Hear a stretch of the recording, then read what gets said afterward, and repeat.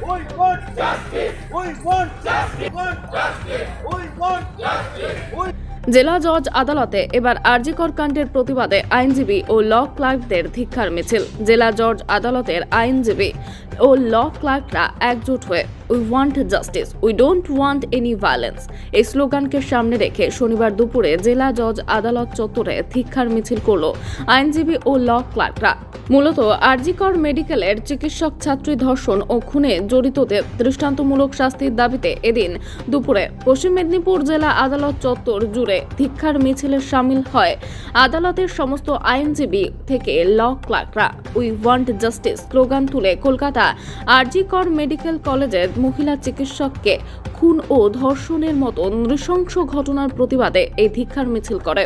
যখন প্রতিনিয়ত নিয়ম হয়ে দাঁড়ায় তখন কোনো সম্প্রদায়, কোনো জাতি, তাই জন্য আমরা আজকে আইনজীবীরা, মহিলা আইনজীবী সহ আমরা আইনজীবীরা বেরিয়েছি এই প্রতিবাদ মিছিলে। আরজিকর নেংটি ইঁদুর ছেড়ে ধেড়ে ইঁদুর ধর। বারবার করে ডাক্তারি রিপোর্ট বলছে যে 150 গ্রাম বীর্য পাওয়া যাচ্ছে, তাও বারবার করে ওই সিকিউরিটি গার্ডটাকে ধরে তাকে বলছে ফাঁসি দিয়ে দাও, তাকে বলছে ইয়ে চাই, আমরা এক্ষুনি বিচার চাই, খুব দ্রুত বিচার চাই। অ্যাকচুয়ালি যে ঘটনাটা ঘটেছে এরকম নিয়ম করে রাখা উচিত। কোনো মহিলার যখন রেপ হবে এবং সেটা যদি দেখা যাচ্ছে যে শারীরিকভাবে, সেটা ডাক্তাররাই তো করেছে, ঘটনাটা ঘটেছে, সমস্ত কিছু এভিডেন্স নষ্ট করার জন্য তাড়াতাড়ি করে ডেড বডিটাকে পুড়িয়ে দেওয়া হচ্ছে। এরকম একটা নিয়ম করে দেওয়া উচিত। কোনো মহিলা যখন এরকম ঘটনা যাতে না হয়। এর আগে 16 তলা থেকে ওই আরজিকর হসপিটালে একজন ডাক্তার, মহিলা ডাক্তার, এর ঠিক আগের বছর মহিলা ডাক্তার একজন আত্মহত্যা করেছিল, সেটাকে আত্মহত্যা চালানো হয়েছিল। এটাও ঠিক তাই, তার বাবাকে একটা কিভাবে কষ্ট করে একজন ডাক্তার তৈরি করতে হয়, মহিলা ডাক্তার, একজন ইন্টার্ন, তার বাবাকে বলছে ফোন করে যে আপনার মেয়ে আত্মহত্যা করছে, আসুন।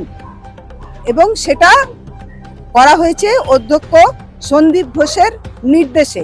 এবং শুধু তাই নয়, যেই সন্দীপ ঘোষকে সাসপেক্টেড করা হলো, যখন ঢুকতে দেওয়া হলো না, উনি কি করলেন, এখানে পদত্যাগ করে ডাটে ঢুকে যাচ্ছিল ন্যাশনাল মেডিকেল কলেজে, তখন যেই ওনাকে ঢুকতে দেওয়া হলো সঙ্গে সঙ্গে এভিডেন্স, যেটাকে ভাষায় টেম্পার করার জন্য, নষ্ট করার জন্য ওই বিল্ডিংটাকে ভেঙে দেওয়া হয়েছে। আমরা খুব ভালোভাবে জানি যে কিভাবে যেখানে ঘটনাটা ঘটে। এবং শুধু তাই নয়, বিভিন্ন ধরনের ডাক্তাররাও ক্লিপ দিচ্ছে, আপনারা রিপোর্টাররা দেখবেন। এবং সেখানে ওনারা বারবার করে আমাদেরকে নির্দেশ করছে, আইনকে গাইড করছে যে ওইখানে সাক্ষী এভিডেন্সটাকে নষ্ট করবার জন্য ভাঙা হয়েছে এবং সমস্ত নির্দেশটা দিয়ে গেছে ওই সন্দীপ ঘোষই। এবং সেই অধ্যক্ষ সহ আর যারা আছেন, ওই অধ্যক্ষ সহ আর যারা আছেন, আমরা তার বিচার পাই, জাস্টিস চাই।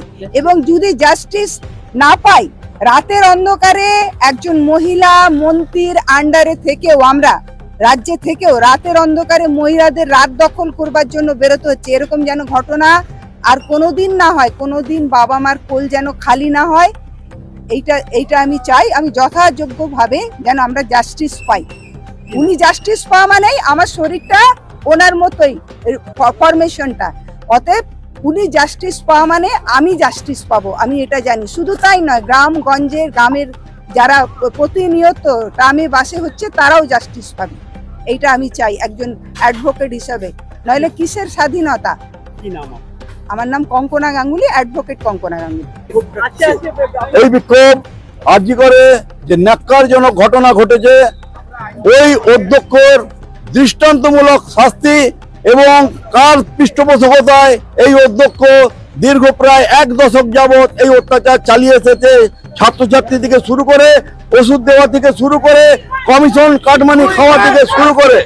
তো এরই প্রতিবাদে এবং যিনি ধর্ষিতা হয়েছেন তার যাতে নিরপেক্ষ তদন্ত হয়ে দোষীরা নির্ভীকভাবে শাস্তি পায়, সেই জন্য আজকে জেলা জজ আদালতের আইনজীবীরা আমরা সমস্ত কিছু ঊর্ধ্বে উঠে রাস্তায় বেরিয়েছি।